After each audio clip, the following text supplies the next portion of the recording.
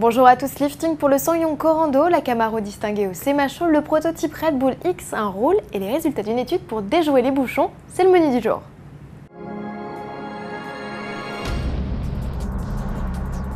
Révolution chez Ssangyong, pour la première fois la marque coréenne confie à un designer européen, ici le célèbre Giugiaro, le soin de dessiner les lignes de la nouvelle génération du Corando. Bonne pioche, le look plus aguicheur de nos SUV, disparu des catalogues il y a 5 ans, un sacré coup de fouet. Côté technique, les changements sont également nombreux, le baroudeur adopte une nouvelle plateforme et de nouveaux moteurs. Au lancement, il ne sera toutefois proposé qu'avec l'inédit de litre turbo diesel de 175 chevaux. Presque un exploit pour la marque, la conso se limite à 6 litres au 100 km et les émissions de CO2 culminent à 157 grammes pour la version d'Euromotrice. D'habitude, on tourne plutôt autour des 200. Seul regret, à 2 grammes près, on n'échappe pas au malus de 200 €. Ticket d'entrée 24 990 € et 26 990 € pour la version 4x4, arrivée du Corando en fin d'année.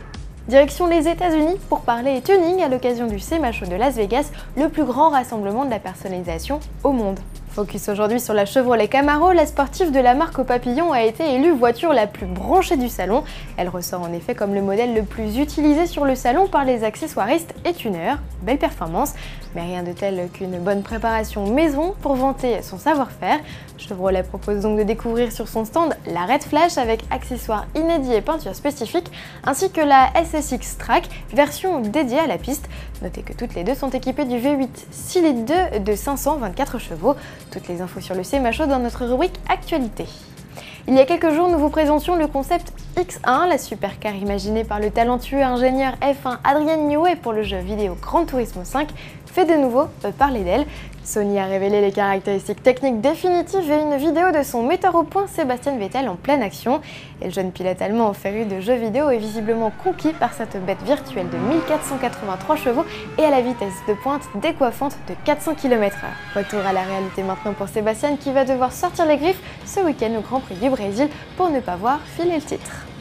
Terminons cette édition avec une étude sur le trafic réalisée par l'Institut INRIX. À vos carnets de notes, Paris est le mouton noir de l'Europe, c'est la ville la plus engorgée devant Londres et Dortmund.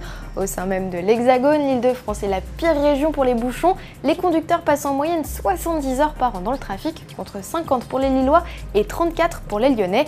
Et les Franciliens ne sont définitivement pas gâtés puisque sur les 10 principaux points noirs de la circulation en France, 7 concernent le périph' parisien et 2 des autoroutes de la région.